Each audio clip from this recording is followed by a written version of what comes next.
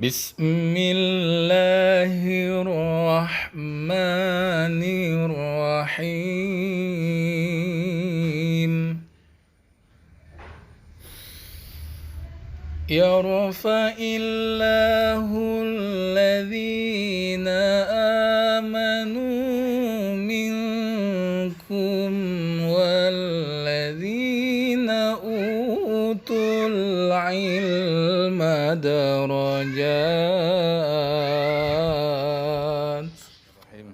Assalamualaikum warahmatullahi wabarakatuh.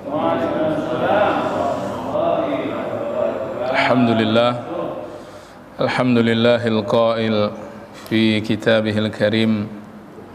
A'udzu billahis samiil alim minasyaitonir rajim. Wa inna 'alaikum lahafizin kiraman katibin ya'lamuna ma taf'alun. Shadaqallahul azim. Wa nahnu insyaallahu minasyahidin wasyakirin. Walhamdulillahi rabbil alamin. Kaum muslimin wal muslimat, para jamaah salat zuhur yang dimuliakan Allah Subhanahu wa taala. Alhamdulillah, pertama dan yang utama kita mengungkapkan kembali rasa kesyukuran kita senantiasa hanya untuk Allah Subhanahu wa taala. Kesempatan zuhur hari ini, walhamdulillah kita bisa melanjutkan kajian rutin kita pada pembahasan kitab hadis Al-Arba'in, atau juga kadang disebut hadis 40, karena itu adalah maknanya, yang disusun oleh Al-Imam An-Nawawi rahimallahu ta'ala, yang wafat di abad ke-7 Hijriah.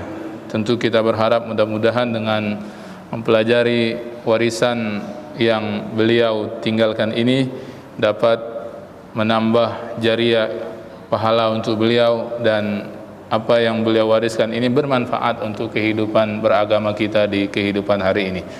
Salawat dan salam kita sampaikan untuk junjungan kita dan agung Nabi besar Muhammad sallallahu alaihi wa alihi wasallam.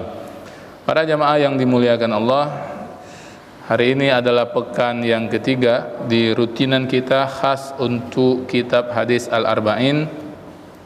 Pertemuan pertama kita membahas tentang mengenal Imam An-Nawawi dan kitab hadisnya ini, Arba'in. Lalu di pertemuan pekan yang lalu membahas hadis yang awal tentang keutamaan niat. Maka hari ini kita masuk hadis yang kedua, hadis yang cukup panjang, termasuk di antara yang terpanjang dari hadis-hadis yang nanti akan beliau sampaikan di kitab hadis Arba'in ini. Hadis ini nanti pula dia punya punya nama yang lain, atau dia juga populer disebut dengan hadis Jibril, ya, hadis yang kedua ini. Nanti ada sebab kenapa hadis ini disebut dengan hadis Jibril. Baik, seperti biasa saya akan bacakan dulu hadis ini. Sahih riwayat Imam Muslim dengan sanad beliau sampailah kepada sahabat Sayyiduna Umar ibnu Al-Khattab radhiyallahu anhu. Jadi Umar ini juga yang meriwayatkan hadis pertama tentang keutamaan niat. Pekan lalu sudah kita bahas siapa beliau dan profil singkat tentang sahabat yang agung ini, ya, sahabat yang sebelum keislamannya membenci Islam, membenci Nabi, tapi justru ketika hidayah itu sampai, beliau taubat dan memeluk agama Islam. Justru hari ini orang yang dulu memusuhi Nabi, makamnya hari ini dimakamkan di samping baginda Rasulullah sallallahu alaihi wasallam. Ini sekaligus membawa makna bahwa yang paling penting adalah bagaimana cara kita mengakhiri kehidupan, bagaimana cara kita menutup kehidupan. Apakah dalam keadaan yang baik, husnul khatimah, ya. Masa lalu bisalah kita sesali, tapi bisa kita kemudian susulkan dengan taubati, sehingga kemudian dengan taubat itu masa lalu itu dimaafkan dan diampunkan oleh Allah Subhanahu wa taala. Itu ya tentang Sayyidina Umar. Jadi kita tak bahas lagi siapa beliau karena sudah saya sampaikan ringkas pekan yang lalu waktu membahas hadis yang pertama. Sekarang kita lihat apa yang ingin disampaikan oleh Umar ibnu Al-Khattab radhiyallahu anhu ini. Dia berkata, dia bercerita, "Bainama nahnu julusun 'inda Rasulillah sallallahu alaihi wasallam." zata yaumin. Jadi satu hari kami sedang duduk-duduk bersama Rasulullah sallallahu alaihi wasallam. Jadi yang menceritakan hadis ini Umar, tapi kalau melihat redaksi yang disampaikannya bukan cuma beliau yang hadir saat itu, sebab dia memakai kalimat kami, nahnu. Artinya ada orang selain Rasul dan dia yang saat itu sedang bersama Rasul. Jadi kami sedang duduk. Tidak juga disebut duduk ini di mana. Apa duduk itu di dalam masjid, atau mungkin kalau kita di komplek atau di kampung itu di pinggir-pinggir jalan, ya kongkow lah begitu ya. Sedang duduk-duduk begitu. Iltala alaina rajulun syadidu bayadi thiyab syadidu sawadi sya'ar. Lagi kami sedang duduk-duduk itu, tiba-tiba muncul seorang laki-laki. Di sini disebut rajul, ya, seorang laki-laki syadidu bayadi thiyab. Dia membawa dirinya itu dengan pakaian yang putih bersih, sangat putih bersih. Ya, syadidu sawadi sya'ar, dan tampilan fisiknya itu mempunyai rambut hitam yang legam. Ya, hitam mengkilap. Sehingga kemudian kata Umar, karena kami melihat pakaiannya yang bersih, rambutnya yang hitam legam, la yura alaihi atharus safar, tak ada kesan pada dirinya itu bahwa dia dari safar, dari perjalanan. Kan di Arab ya, kalau jalan kan mungkin ada tiupan angin ya, pasir dan sebagainya.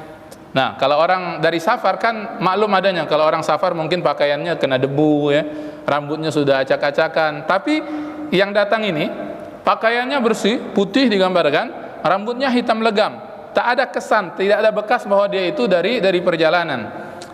Wala ya'rifuhu minna ahad. Tapi masalahnya di sini. Ya, ini tak ada kalimat masalah ini ya, tapi dari kalimat itu bisa kita tebak. Ini jadi pertanyaan bagi Sayyidina Umar dan yang lain. Dia itu tak ada kesan dari berjalan, artinya mungkin orang dekat-dekat sinilah. Tapi wala ya'rifuhu minna ahad, kami yang hadir di situ tak ada yang kenal siapa dia itu. Jadi ini orang asing, sebab kami tak kenal. Tapi dia itu tak ada bekas dari perjalanan jauh. Nah, ini sudah mulai muncul tanda-tanda keheranan di hati Umar ya, dan yang lain juga. Datang dia, la kalam wala salam, ya, datang tiba-tiba langsung saja dia itu dekat kepada Nabi. Hatta jalasa ilan Nabi sallallahu alaihi wasallam. Datang dia itu muncul tiba-tiba langsung dekat, duduk dekat Nabi. Ya, jadi kalau dilihat gambarnya ini mungkin langsung saja dia itu nerobos barisan sahabat itu, langsung mendekat kepada Nabi. Dan dekatnya itu memang sangat dekat. Digambarkan oleh Sayyidina Umar, fa asnada rukbataihi ila rukbataihi. Lututnya lelaki itu disentuhkan dengan lutut Nabi. Ya. Tak ada social distancing lagi itu ya. Dekat betul. Ya, bersentuh lutut. Ya, tak ada yang lebih dekat kalau kita duduk dengan orang kecuali bersentuhan anggota badan. Nah, itu disentuhkannya lututnya itu dengan lutut Nabi. Wa wada'a kaffaihi ala fakhidai, dan dua telapak tangannya itu dia letakkan di atas pahanya baginda Rasulullah sallallahu alaihi wasallam. Wa qala, sudah posisinya lah digambarkan oleh Umar, keadaan fisiknya, kemudian pakaiannya juga sudah digambarkan oleh Umar. Baru kemudian Umar menceritakan apa yang terjadi antara lelaki itu dengan Rasul. Wa qala, berkata lelaki itu, ya Muhammad, wahai Muhammad, akhbirni anil Islam, tolong kau kasih tahu kepadaku apa yang dimaksud dengan Islam. Lalu kemudian faqala Rasulullah sallallahu alaihi wasallam, dijawab oleh Nabi sallallahu alaihi wasallam, al-Islam, Islam itu an tashhada alla ilaha illallah wa anna Muhammadan Rasulullah. Kau bersaksi bahwa tak ada Tuhan selain Allah dan Muhammad itu adalah pesuruhnya, utusannya. Wa tuqimas shalah, kau dirikan salat. Wa tu'tiyaz zakah, kau tunaikan zakat. Wa tasuma Ramadan, kau puasa bulan Ramadan. Wa tahujjal baita in istata'ta ilaihi sabila, kau berangkat haji bila mana sampai engkau mampu untuk berangkat ke sana. Ini lazim ya, yang kita kenal dengan rukun Islam yang 5. Sudah dijelaskan oleh Nabi. Qal, berkata lelaki ini, sodakta, sungguh engkau telah berkata benar. Sampai di sini ngomong Umar ini, fa'ajibna lahu. Kami ta'ajub dengan lelaki itu. Ya, kami merasa heran nian. Yas'aluhu wa yusaddiqu.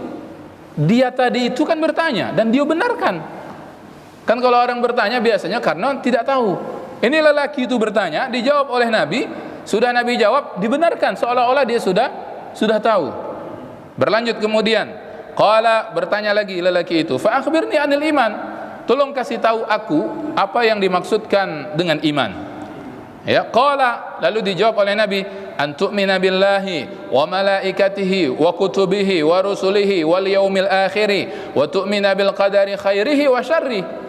Yang dimaksud dengan iman, kata Nabi, kau mengakui iman kepada Allah, kepada malaikatnya, kepada kitab sucinya, kepada utusan-utusannya, kepada hari kemudian, dan kau pula beriman kepada qada dan qadarnya Allah, baik dan buruknya.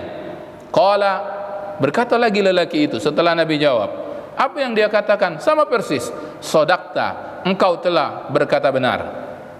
Ya, pasti takjub lagi itu Umar, tapi tak disampaikan dalam redaksi ini lagi. Langsung kemudian qala, bertanya lagi lelaki itu, fakhbirni anil ihsan, tolong kau kasih tahu sekarang Muhammad apa yang dimaksudkan dengan ihsan. Qal, kemudian dijawab oleh Nabi, an ta'budallah, ihsan itu kau menyembah Allah, kau sembah Allah, kau ibadahi Allah, ka'annaka tara, seolah-olah engkau melihat Allah Subhanahu wa taala. Fa illam takun tarahu fa innahu yaraka. Kalau engkau tak mampu melihat Allah, dan pasti memang kita tidak akan mampu melihat Allah, fa innahu yaraka, ketahuilah bahwa Allah itu melihat engkau. Qala, bertanya lagi. Yang berapa berarti? 4 sudah ya. Pertanyaan yang keempat dari lelaki itu, fa akhbirni anis saah, sekarang tolong kau kasih tahu aku tentang hari kiamat, kapan terjadinya. Itu maksudnya ya, kapan terjadi hari kiamat. Qala, dijawab oleh Nabi, mal mas'ulu anha bi'a'lama minas sa'il. Yang ditanya ini, aku maksudnya kata Nabi, tidak lebih tahu daripada yang bertanya. Nah, ini bagus juga jawaban begini ya. Yang ditanya tak lebih tahu daripada yang bertanya. Qala, bertanya kemudian lelaki itu tadi, bertanya lagi dia, fa akhbirni an amaratiha, kalau begitu tolong kau kasih tahu saja tanda-tanda hari kiamat itu. Qala, baru kemudian Nabi menjawab, ada 2 tanda yang paling tidak disebut oleh Nabi dalam hadis ini, untuk saling melengkapi dengan tanda-tanda kiamat lain di hadis yang lain. Apa kata Nabi? Antalidal amatu rabbataha. Yang pertama, kau akan dapatkan menjadi tanda hari kiamat itu bahwa nanti akan banyak budak yang melahirkan tuannya. Budak di sini maksudnya hamba sahaya ya.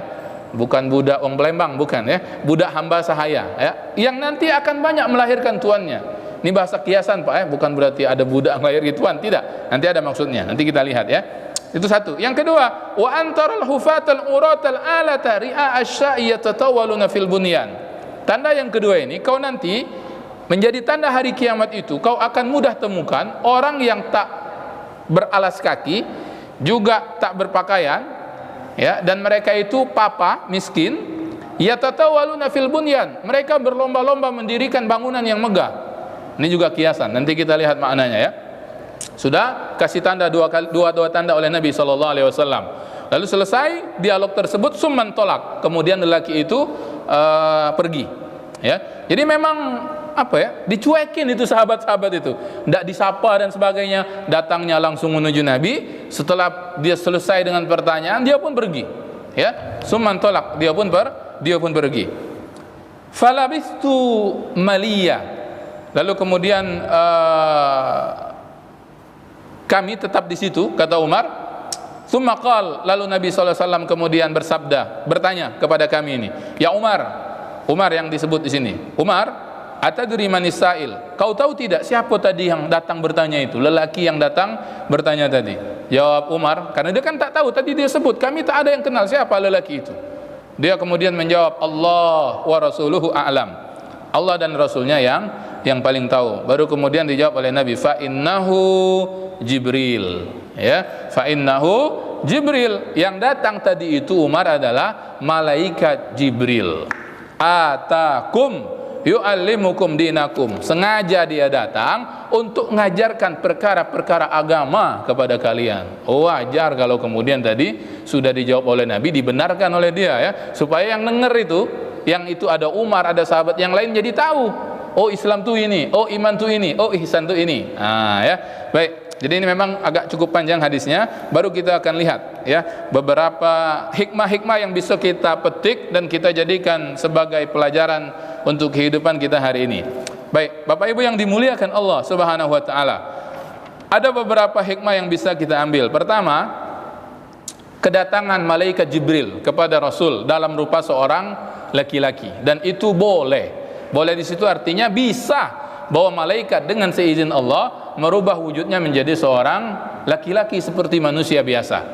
Dan ini lazim bahkan sejak nabi-nabi dan rasul yang sebelumnya, yang sebagiannya juga pernah didatangi oleh malaikat Allah dalam rupa seorang laki-laki. Ya, dalam rupa seorang manusia biasa. Nah, malaikat Jibril pernah pula datang kepada Rasul di dalam hadis ini. Karena itu hadis ini lebih kemudian juga dikenal sebagai hadis Jibril. Kenapa? Karena tadi ada malaikat Jibril datang kepada Nabi dalam seorang rupa malaikat, dalam rupa seorang manusia biasa.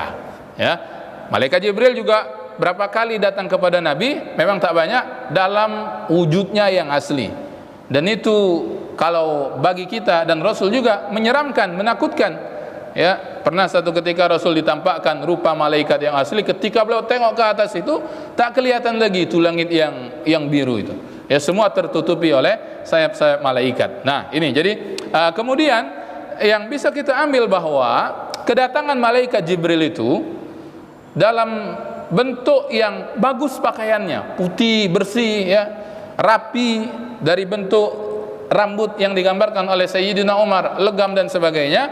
Kemudian ini oleh para guru kita dahulu, para guru-guru kita, para masyayikh menyampaikan menjadi adab bagi kita hari ini, bagi orang-orang yang ingin datang dalam sebuah majelis ilmu, ya, dalam sebuah majelis hadis, dalam sebuah pengajaran perkara agama dan sebagainya, pengajian dan sebagainya, untuk memperbagus keadaan diri. Ya, banyak beberapa contoh yang sampai kepada kita bagaimana ulama dahulu ketika mana dia akan menyampaikan materi-materi, dia pasti akan perhatikan dulu baju apa yang dia pakai, aksesoris apa yang dia pakai. Ketika ditanya kenapa kau buat demikian, katanya adalah karena yang akan aku sampaikan ini perkara yang itu merupakan berasal dari baginda Rasul sallallahu alaihi wasallam. Ya, jadi ini jadi adab. Paling tidak kalau kita datang ke masjid, majelis ilmu, taklim, ya, zikir dan sebagainya, pakailah pakaian yang bersih, pakailah pakaian yang rapi, tutup aurat, sedap untuk dipandang mata dan seterusnya. Sebagaimana kedatangan malaikat Jibril kepada Rasul dalam rupa seorang lelaki yang digambarkan oleh Sayyiduna Umar ibnu Al-Khattab radhiyallahu an.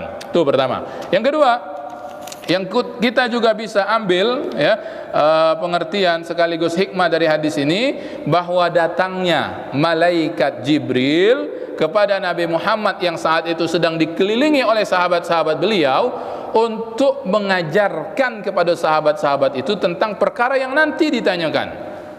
Ya, kan tadi ditanya kepada Nabi Muhammad tentang perkara Islam, dijawablah oleh Nabi. Ditanya kepada Nabi tentang iman, dijawablah oleh Nabi.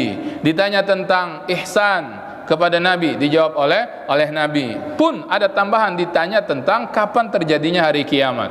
Walaupun Nabi tak bisa pastikan, tapi paling tidak ada 2 tanda kiamat yang disebut oleh Nabi dalam hadis ini ketika menjawab pertanyaan malaikat Jibril. Sehingga sahabat yang hadir saat itu jadi tahu, oh Islam itu ini kemudian yang dipatenkan menjadi rukun Islam. Oh ini iman itu yang kemudian hari ini kita kenal dengan rukun iman yang 6. Oh ini ihsan itu. Jadi ada istilah Islam, iman, ada ihsan. Ini kalau nak kita sebut trilogi lah dalam Islam. Ya, ketika kita mengaku sebagai umat Rasul, mengakui syariat ini, mengakui Allah sebagai Rabb, ya, Islam itu harus penuh, ya, rukunnya tersebut. Walaupun nanti ada rukun yang 5 yang itu bersyarat. Nanti insya Allah akan dijelaskan pekan depan, karena hadis yang ketiga, ini hadis yang kedua. Hadis yang ketiga nanti khusus bicara tentang rukun Islam yang 5 ini. Kemudian ada iman, ya, yang 6 itu juga rukun, yang kalau salah satunya cacat iman kita. 6 itu harus ada semua, tidak boleh gugur. Oh Ustaz, aku percaya dengan Allah, percaya dengan malaikat, percaya dengan kitab, percaya dengan Rasul, percaya dengan hari kemudian, tapi aku sering salahkan takdir yang aku alami. Oh ini rusak juga keimanan, karena beriman kepada qada dan qadar, takdirnya Allah juga bahagian dari rukun iman yang 6 itu. Nah, Islam dengan iman ini akan semakin bagus perkaranya bagi seorang muslim kalau dia kemudian diikat dengan ihsan. Karena itu ini subhanallah, ya, ihsan itu tadi disebut oleh Nabi. An ta'budallaha, kau sembah Allah, ka'annaka tarahu, seolah-olah engkau melihat Allah. Fa illam takun tarahu fa innahu yarak. Inilah yang memperbagus iman dengan Islam. Karena kalau kita tak mampu melihat Allah, dan memang pasti kita tak mampu, menatap Allah di kehidupan dunia adalah perkara yang mustahil, ya. Nah, tapi yakini dalam hatimu, masukkan dalam hatimu itu Allah melihat engkau. Bayangkan ini kalau masuk ke rukun Islam tadi, bayangkan ini kalau masuk ke rukun iman tadi, maka Islam dengan iman kita itu insya Allah jadi bagus. Kan tadi dalam rukun Islam misalnya ada perintah untuk sholat, ya. Sholat itu kan liqa, pertemuan kita dengan Allah. Bayangkan kalau kemudian itu pertemuan liqa, tapi nilai pertemuan itu tak disadari bagi yang sholat, oleh musollinya, oleh orang yang tegak berdiri, ruku, sujud, itu bahwa dia sedang bertemu dengan Allah. Ya, di antaranya kenapa bisa begitu? Karena ternyata ihsannya belum masuk dalam hati. Bahwa saat ini aku ini sedang nyembah Allah dan aku ini sedang dilihat oleh Allah.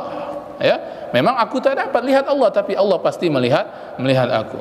Ya, jadi itu. Jadi ihsan ini memperbagus Islam, memperbagus iman. Ya, apalagi nanti dalam bacaan-bacaan dalam sholat itu ada tempat-tempat yang memang kita sedang seolah berdialog dengan Allah.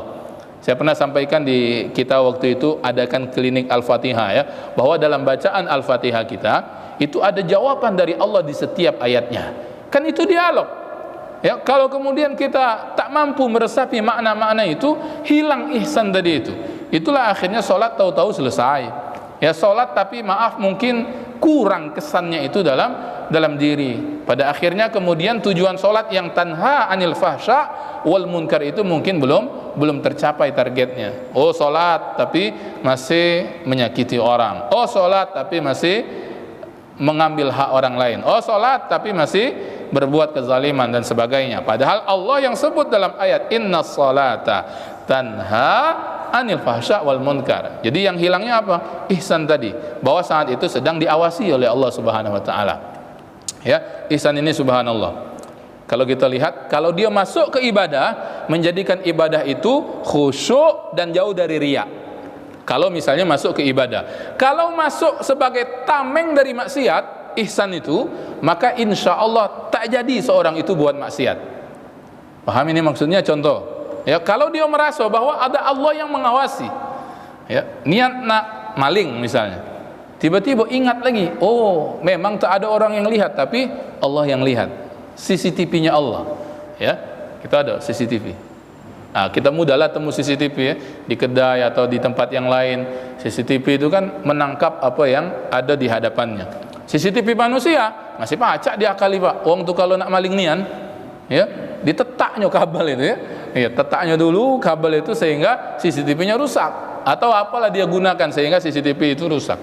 Tapi kalau ngomong CCTV-nya Allah, siapa yang bisa ngerusak ke kabelnya itu? Kalau ada kabelnya, kan begitu. Kan Allah sebut dalam banyak ayat, wa inna alaikum lahafizin, sesungguhnya pada diri kalian itu ada yang menjaga. Kiraman katibin, kiraman makhluk yang mulia. Siapa itu? Malaikat-malaikat Allah, katibin, yang selalu nyatat. Kau buat baik dicatat, kau buat buruk dicatat. Baik buruknya itu di hadapan orang, atau baik buruknya itu saat sendirian, saat engkau merasa tidak ada orang yang lihat, tetap dicatat. Ya'lamuna ma taf'alun, mereka mengetahui apapun yang kau buat. Dalam surat Qaf, ma yalfidhu min qaulin, tidak ada yang terucap dari perkataan ini, dari lisan kita ini, ma yalfidhu min qaulin illa ladaihi raqibun atid. Itu ada raqib, ada atid. Ini dulu kecil-kecil kita belajar malaikat raqib, malaikat atid. Raqib itu katanya di kanan, atid itu katanya di kiri, ya. Ada yang ngawani. Ya, enggak bisa kemudian ini diajak kong kalingkong, iya. Mana atid yang buruk, tit jangan dicatat, ya. Aku nama maksiat dulu, enggak baca. Ya, kalau katanya buat baik dicatat, buruk dicatat, ya, itu ihsan tadi, merasa diawasi oleh Allah Subhanahu wa taala. Kalau kemudian masuk dalam ibadah, ibadahnya jadi baik, salat tadi jadi khusyuk, sedekah, infak tadi terhindar dari riya. Kenapa? Karena tak perlu pujian manusia, tak perlu dilihat manusia, cukup Allah sebagai saksi. Nah, jadi paham ini, ya, ada tadi iman, ada tadi Islam, ada tadi iman, ada pula tadi ihsan. Ini yang paling penting kita pahami sebagai seorang muslim. Kalau rukun Islam kita sudah tahu, sebagian besarnya mungkin sudah juga kita lakukan. Rukun iman juga sudah kita pahami dan sudah coba terus kita jaga sampai kita mati. Tapi ihsan yang kadang orang lupa, bahwa ini adalah pembaik urusan iman, pembaik urusan Islam seseorang, ya. Inilah yang kemudian jadi PR untuk kita semua, bahan muhasabah, ya, tentang 3 perkara yang ditanyakan oleh malaikat Jibril di awal pertemuannya dengan Nabi sallallahu alaihi wasallam ini. Baik. Seterusnya saya sampaikan sedikit lagi, ya. Sudah pertanyaan tentang Islam, sudah pertanyaan tentang iman, sudah pertanyaan tentang ihsan. Tadi yang ditanya apa? Tentang hari kiamat. Dimulai dengan pertanyaan dari malaikat Jibril. Fa akhbirni anis sa'a. Maksudnya di sini, Muhammad, tolong kau sebutkan kapan bakal terjadinya kiamat. Lihat jawaban Nabi. Mal mas'ulu anha bi'a'lama minas sa'il. Yang ditanya tak lebih baik daripada yang bertanya. Artinya apa? Nabi tak tahu jawabannya. Ya, Nabi tak tahu jawabannya. Artinya apa? Bahkan Nabi sendiri pun kepastian hari kiamat itu Nabi tak pernah tahu, dan Nabi tak pernah kasih tahu, ya, kapannya itu. Kapan maksudnya kapan yang pasti itu, ya. Sehingga kita akan tidak pernah temukan baik keterangan dalam Al-Qur'an, ya, maupun dalam hadis tentang kapan terjadinya hari kiamat. Tanggal kiamat hari sekian, tanggal sekian, bulan sekian, tahun sekian. Nah, baru kemudian karena tak adanya kapan terjadinya kiamat yang pernah disebut oleh Nabi, yang diceritakan, disampaikan oleh Al-Quran, kita hanya akan temukan bahwa Nabi banyak memberikan keterangan dan informasi tentang tanda-tandanya. Dalam hadis ini ada 2 yang disebut, ya, ada 2 yang disebut, dan ini kita muhasabai nanti, ya, apakah tanda ini sudah ada, ya, sudah ada itu apakah sudah banyak atau masih tanda-tandanya dan sebagainya. Itu kita sendiri yang memuhasabai. Yang pertama apa? Antalidal amatu rabbataha. Tanda hari kiamat itu nanti akan banyak para budak yang melahirkan tuannya. Tadi saya sebut, ya, ini makna kiasan. Budaknya ini budak hamba sahaya. Dulu kan ada istilah hamba sahaya, budak, ya, bukan budak makna Palembang, itu anak-anak, ya, budak, ya. Nah, kenapa disebut akan banyak budak yang melahirkan tuannya? Itu bermakna bahwa nanti termasuk tanda hari kiamat itu akan banyak dan muncul anak-anak yang durhaka dengan kedua orang tuanya, ya. Jadi seolah-olah orang tuanya itu budak dan anaknya itu sebagai tuan, sebagai majikan. Paham ini, ya?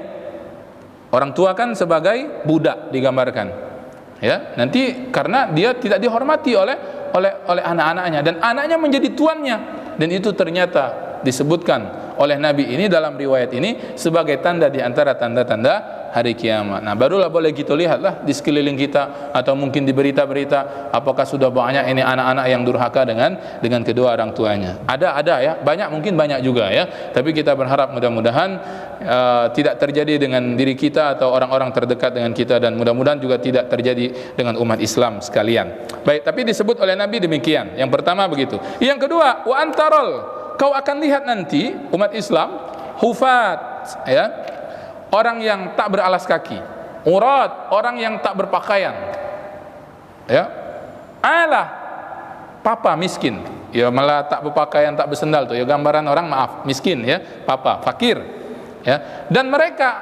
tiba-tiba yatatawaluna fil bunyan, tiba-tiba mereka itu berlomba-lomba mendirikan bangunan yang megah. Ini kira-kira apa lah Pak maknanya? Ini bahasa kiasan juga, ya. Dulu saya, saya dapat penjelasannya dari salah seorang guru kita, dan ternyata sangat kontekstual, ya, sangat kontemporer penjelasan beliau, dan itu sudah, ternyata tanda itu sudah muncul hari ini. Kata beliau, tengoklah 1 abad yang lalu, waktu beliau menjelaskan hadis ini, ya, kalimat ini, beliau itu menunjuk negeri-negeri di Arab, ya, yang dulu 1 abad saja, ya, tak perlu jauh-jauh, mungkin 1 abad dulu negara Teluk itu, ya, negara, ya, Arab Saudi, apalagi Qatar, ya, Uni Emirat Arab, Oman, negeri-negeri itu yang dulu kan negeri miskin, ya, dan, ya, padang pasir, mereka tak punya apa-apa. Sebelum kemudian berkat ilmu pengetahuan, kemajuan teknologi, akhirnya mereka menemukan sumber daya alam yang luar biasa, dan hari ini tengok akibatnya, ya. Dulu mungkin tak dikenal, dulu mungkin mereka dengan keadaannya itu, ya, bukan siapa-siapa di antara negeri-negeri yang lain, tapi hari ini kan mercusuar itu bangunan yang tinggi-tinggi itu kan ada di sana. Apa bangunan yang paling tinggi hari ini, ya, walaupun ada yang bakal lebih tinggi lagi sedang dibangun, Burj Al Khalifa itu, ya, di mana itu? Di Dubai, ya. Dubai itu masuk Qatar atau Uni Emirat Arab? Uni Emirat Arab ya, kalau tidak salah. Itu kan bangunan yang paling tinggi hari ini di dunia. Ya. Walaupun katanya sedang dibangun. Wallah alam, di mana dibangun? Hah? Di mana? Jeddah. Oh, Jeddah lagi ya, katanya ada di Amerika atau di Cina. Kita lihat nanti ya. Iya. Yang jelas Indonesia tak berlomba untuk itu. Ya, yatatawaluna fil bunyan. Itu kemudian disebut oleh Nabi sebagai satu di antara ciri-ciri hari kiamat. Oh, kalau begitulah parah Ustaz. Ya, wallahu alam ya. Kalau nanti ada sesi tanya jawab, tanya lagi, jadi kapan Ustaz kiamat? Ya, tak tahu. Tak tahu. Mal mas'ulu anha bi'alama minas sa'il. Nabi selalu menjawab begitu. Ah, ya. Sudah ya. Jadi tentang kiamat itu sudah begitu. Nah, kalimat ini bagus ya kalau kemudian kita tidak tahu sesuatu misalnya. Apalagi kalau kita tengok yang bertanya itu nampaknya lebih alim. Wah, ini bacaannya rada-radanya ngetes yang bakal bertanya ini ya, bolehlah kita jawab begitu. Apalagi kalau memang kita tidak tahu ya, menjawab tidak tahu itu bukan aib. Kalau kita ditanya misalnya, kalau kita biasa yang nyampaikan ditanya oleh jamaah, kalau tidak tahu jawab tidak tahu, daripada kita pura-pura tahu ya, atau sok-sok tahu ya, yang nyesatkan lagi jawaban itu. Nah itu ya. Nah kemudian ada lagi hikmah juga kaitan tentang diskusi dan majelis, bahwa bolehnya kita itu bertanya tentang satu perkara walaupun kita sudah tahu, tapi niat kita untuk memberitahu jamaah yang lain. Kan sering begini kan, selesai materi atau selesai kelas mengajar ya, yang ngajar atau yang menyampaikan kan kadang bertanya, ada pertanyaan, kan sering juga senyap, diam galau, sehingga yang menyampaikan bingung, ini diam ini paham atau tidak paham, pengen cepat balik misalnya. Nah boleh saja kalau misalnya di antara itu ada orang yang pengen bertanya, yang dia tahu yang akan kutanyakan ini pasti kawan-kawanku ini banyak tak tahu, tapi tidak berani bertanya misalnya, sehingga kemudian dia berkorban diri untuk ngangkat tangan, padahal dia sudah tahu ya yang bakal ditanya jawabannya, mungkin dia sudah tahu, untuk kemudian dia bertanya agar kemudian yang menyampaikan menjelaskan kembali atau memberitahu sesuatu yang baru sehingga yang lain itu menjadi tahu. Sama macam malaikat Jibril ini, kan dia tidak tahu Islam itu apa, iman itu apa, ihsan itu apa. Ya, cuman dia pengen kasih tahu, jawaban Nabi itu didengar oleh sahabat yang lain, sehingga sahabat jadi tahu tentang Islam, jadi tahu tentang iman, jadi tahu tentang ihsan, jadi tahu tentang tanda-tanda hari kiamat. Yang kalau saja malaikat Jibril ini tak tanya, mungkin sahabat ini ya menunggu kapan lagi ada pertanyaan yang begitu, atau mungkin sampai mereka tidak tahu apa yang sebenarnya tentang perkara yang ditanyakan itu ya. Nah, ini balik ke hati ya, tentunya kita yang paling tahu. Kita ini nanya untuk agar sahabat kita tahu jawabannya, atau kita ini nanya karena ingin ngetes ustadz kita ini, atau kita ini nanya sekaligus ingin jatuhkan ustadz ini atau jatuhkan yang kita tanya ini. Nah, itu kita sendiri yang tahu. Nanti ada insya Allah di hadis yang keberapa itu tentang adab-adab dalam bertanya ya. Insya Allah nanti sampai di situ baru kita sampaikan. Baik, alhamdulillah. Insya Allah sudah jelas ya pembahasan hadis yang cukup panjang ini. Tinggal kita mengambil hikmah-hikmah tadi, dan insya Allah ketemu hadis yang lain yang menjadi penjelas lebih lengkap, lebih detail tentang hadis ini. Insya Allah kita akan sampai. Seperti rukun Islam, insya Allah detailnya pada pekan depan, karena isi hadis yang ketiga itu tentang rukun Islam khusus, hanya itu ya. Baik, saya rasa itu yang bisa disampaikan di kesempatan hari ini. Terima kasih dan mohon maaf untuk segala kekurangan dan kekhilafan.